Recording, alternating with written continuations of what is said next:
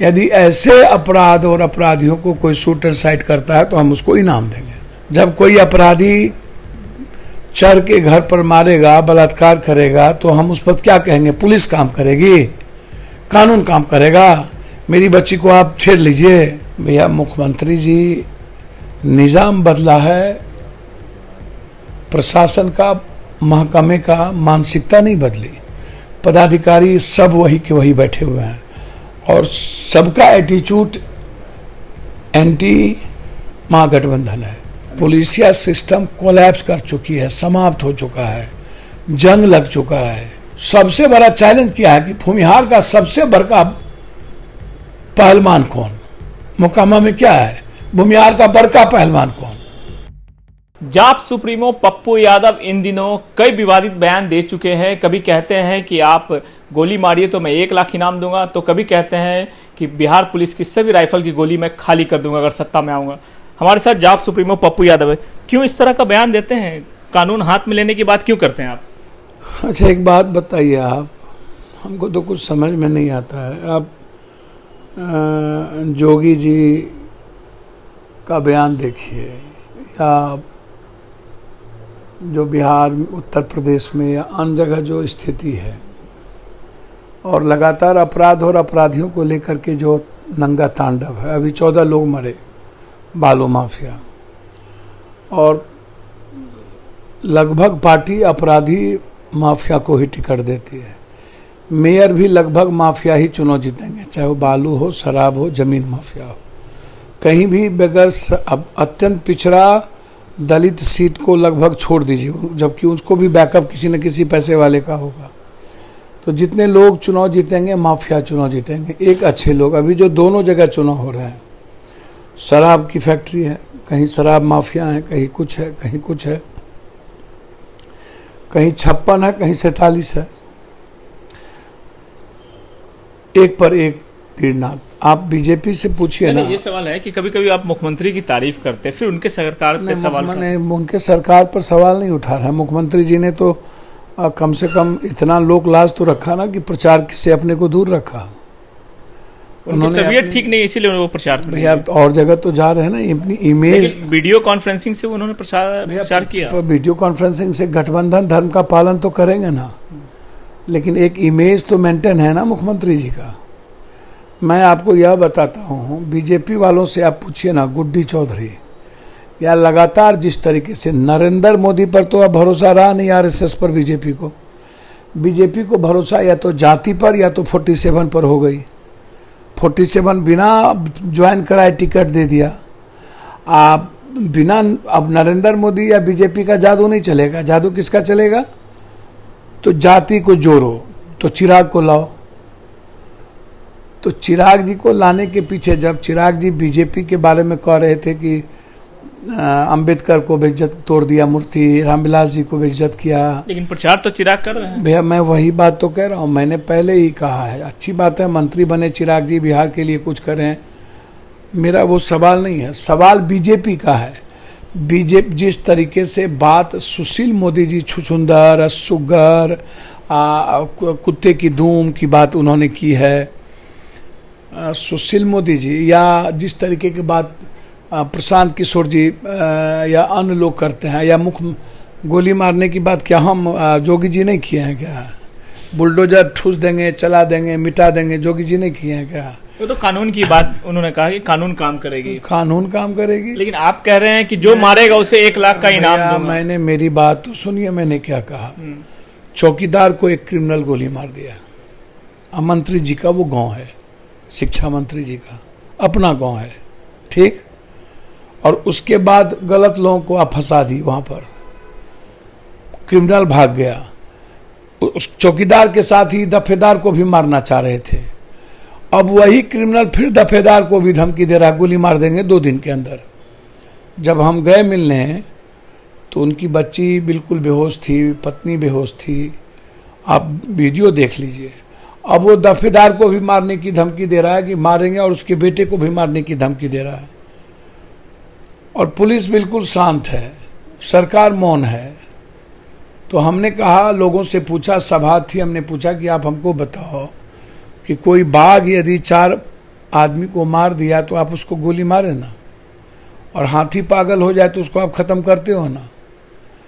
अपराधी कानून से ऊपर हो जाए और एसपीडी ट्रायल होगा नहीं, फांसी होगी नहीं, जेल से वो छूट ही जाएंगे, और फिर जेल से ही वो बिहार में धमकी देकर के पैसे वसूलते हैं।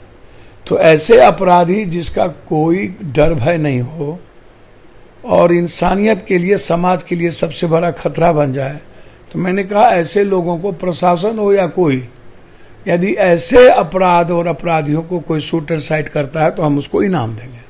और मैं इस बात पर आज भी कायम हूं कि जब चौकीदार को मारने के बाद दफेदार को धमकी, उसके बेटे को धमकी, और मौन रह जाए पुलिस, तो ऐसे लोगों को भाई बचने का, शमशान जाने का कार्रवाई तो कानून करेगी, पुलिस करेगी। पुलिस से आपको बोलना चाहिए था कि भैया मुझको तो समझ में नहीं आता है। मैंने पहले ही कहा कि जब पुलिस या आदमी को गोली मारने का राइट, जब आदमी को आप लाइसेंस क्यों देते हो? जब कोई अपराधी चढ़ के घर पर मारेगा, बलात्कार करेगा, तो हम उस पर क्या कहेंगे? पुलिस काम करेगी, कानून काम करेगा। मेरी बच्ची को आप छेड़ लीजिए, हम कहीं जा रहे हैं और मेरी बच्ची को मेरे सामने कोई छेड़ दिया, तो हम उस वक्त क्या करेंगे? सेल्फ डिफेंस लेंगे या नहीं? तो हम सेल्फ डिफेंस लेने की बात की है और हम करेंगे।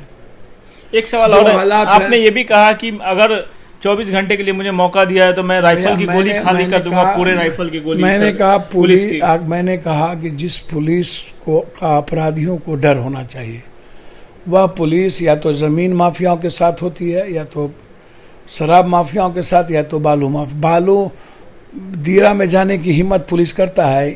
इनकी गोली क्यों नहीं चलती है? पुलिस की गोली चल क्यों नहीं रही है? मैं आपसे पूछ, लेकिन मुख्यमंत्री तो कहते हैं बिहार में कानून का राज है। भैया मुख्यमंत्री जी, निजाम बदला है, प्रशासन का, महकमे का मानसिकता नहीं बदली। पदाधिकारी सब वही के वही बैठे हुए हैं और सबका एटीट्यूड एंटी महागठबंधन है, लगभग प्रशासन का, ऊपर से नीचे तक। आप देख लेना, ये आपको मैं बता देता हूं। मेरा सीधा कहना है आपसे कि बालू माफिया गोली चलाती रहती है, 12-13 लोग मार देते हैं, और जो 9 वाला सिपाही को पुलिस को लेके जाता है उसको भी गोली मार देता है। इतना बड़ा चैलेंज, पुलिस को मार देना, चौकीदार को मार देना, दरोगा को मार देना, और पुलिस की गोली कभी बिहार में चलती ही नहीं है। अपराध चरम पर है और नेताओं की साझेदारी और भागीदारी रहती है। पुलिस सिंडिकेट का कहना है पुलिसिया सिस्टम फेल हो चुका है बिहार में। पुलिसिया सिस्टम कोलैप्स कर चुकी है, समाप्त हो चुका है, जंग लग चुका है, क्योंकि नेता और पुलिस और अपराधी तीनों का पैसा। अब बालू का सिंडिकेट कौन चलाता है? पुलिस। शराब का सिंडिकेट कौन चलाता है? पुलिस। अपराधी और नेता उसमें साझेदार हैं, भागीदार हैं। ये आप समझिए। ऐसे जमीन के इंटायर धंधे में किसकी भूमिका है? पुलिस की। पुलिस के बगैर हमारी आईबी, रॉ, सीबीआई, सीआईडी इतनी कमजोर है कि दुनिया में उनको कुछ पता नहीं है। सारी बातों की जानकारी के बाद नेता और सिस्टम उनके हाथ को बांध के रखे हुआ है। तो मैंने कहा कभी हम सरकार में भागीदार हुए या हमारी भागीदारी डायरेक्ट हुई तो पुलिस के हाथ खुले होंगे। वही राइफल योगी मॉडल की बात आप नहीं, कोई ये योगी मॉडल में सारे जात के क्रिमिनल हैं और उनकी जो जात है उनका कोई क्रिमिनल नहीं है। उनके जात के क्रिमिनल को नहीं मारा गया। उन्होंने बाइफर्केशन किया है, गंदी खेल जो योगी जी ने सबसे गलत खेल खेला है, वो सही नहीं है। जाति के आधार पर अपराधी नहीं होता है। योगी जी ने अपने राजनीतिक दुश्मनों को साधने के लिए इस तरह का खेल खेले हैं। हम कंप्लीट 12-1 बजे तक शहर खुलेंगे रात में। अभी भी तो खुला हुआ है पटना, तो 12 बजे खुला रहता है। लोग सड़कों पे रहते हैं। कोई एक सड़कों पर आप हमको बेटी बहन को दिखा दो। क्या बात आप करते रहते हो यार? किसी एक जिले की बात आप बता दो। आप जो हालात हैं, जो डर है, जो लगातार बलात्कार की घटना है, मैं साफ यानी साफ बिहार में खौफ का माहौल है, आपका कहना है? बिहार में खौफ का माहौल है ये नहीं कहना है, मैंने कहा डर क्यों नहीं है अपराधियों में, और जो हालात पहले थे वही हालात आज भी मेंटेन क्यों है। जब निजाम बदला है तो खौफ भी तो होनी चाहिए। आप भट्टी को क्यों नहीं लाते हो, और भट्टी को फ्री हैंड दो ना, लाओ और फ्री हैंड दो। सारे अच्छे ईमानदार पदाधिकारी को ले आओ। आप एक डीआईजी को बैठा के रखे हुए हो सहरसा में, आप पटना लाओ। जो लॉ एंड ऑर्डर के लिए चैलेंजेबल है, जैसे कुंदन कृष्णन थे, तो वो थोड़ा सा विवाद में पड़ गए, लेकिन अफसर तो अच्छे थे। कुछ ऐसे अच्छे अफसर को आप पटना बैठाओ, आप देखो वही पुलिस काम करती है कि नहीं। आप 10-10, 15-15, 20 साल से एक ही पदों पर लोग होंगे, और वही थानेदार पटना के इस थाने से उस थाने, उस थाने से इस थाने करेंगे, और सबको टारगेट रहेगा 20 लाख, 25 लाख, 50 लाख का, और कहीं ना कहीं ऊपर से इंटरफेरेंस होगी। तो गिल और रिबेरो टाइप का निर्णय लेना पड़ेगा ना। पंजाब में नहीं लिया गया था क्या निर्णय? तो यदि पप्पू यादव ने कह दिया कि बिहार के आवाम की आज़ादी और उसके पीस के लिए, चाहे वो कोई हो, नेता हो या कोई दंगा कराने की बात करता हो, हम उसके लिए भी चैलेंजेबल हैं, या चाहे कोई जाति के आधार पर चैलेंज करता हो समाज को, उसके लिए भी चैलेंजेबल है। आप हमको बताइएगा ना कि बीजेपी किस मुंह से कहती है, जब बिना 47 वाले को लाके और पैर पकड़ते हो, जब बेइज्जत करते हो रामविलास जी को, चिराग जी को, और उसके बाद पैर पकड़ते हो, तो जाति और 56 ही ना बीजेपी आपका आधार है। और यहाँ सबसे बड़ा चैलेंज क्या है कि भूमिहार का सबसे बड़का पहलवान कौन? मोकामा में क्या है? भूमिहार का बड़का पहलवान कौन? जबकि अन्य जाति भी वहां है। अन्य जाति की बात गायब हो गई। सारे जातियों को जोड़ दीजिए तो भूमिहार समाज से वहां ज्यादा है। भूमिहार समाज एक जाति में हो सकता है वहां ज्यादा हो, लेकिन पिछड़ा, अत्यंत पिछड़ा, यादव, पासवान, सब लोग बहुत ज्यादा हैं। आप उनकी बात ही नहीं कर रहे हो। वहां पर भूमिहार का पहलवान कौन? तो भूमिहार का पहलवान तो अनंत सिंह है आज के डेट में। इसमें कौन दिक्कत है? और लालू यादव जी या अन्य लोग, सुशील मोदी जो कहते हैं, तो सुशील मोदी जी इसी अनंत सिंह को तो नॉमिनेशन करा रहे थे खड़े होकर। तो उस वक्त ये अपराधी नहीं थे हमारे लिए। तो मैं आज भी कह रहा हूं कि बिहार की जनता सबसे बड़ा दोषी है कि उनको डेवलपमेंट, बेरोजगारी, महंगाई से कोई मतलब नहीं है। यहाँ कोई नरेंद्र मोदी या नीतीश, लालू जी पर वोट पड़ रहा है मोकामा में। वहाँ 47, 56 और भूमिहार का सबसे बड़का पहलवान कौन? वोट इस पर पड़ रहा है। वहाँ किसी के कहने पर वोट नहीं पड़ रहा है।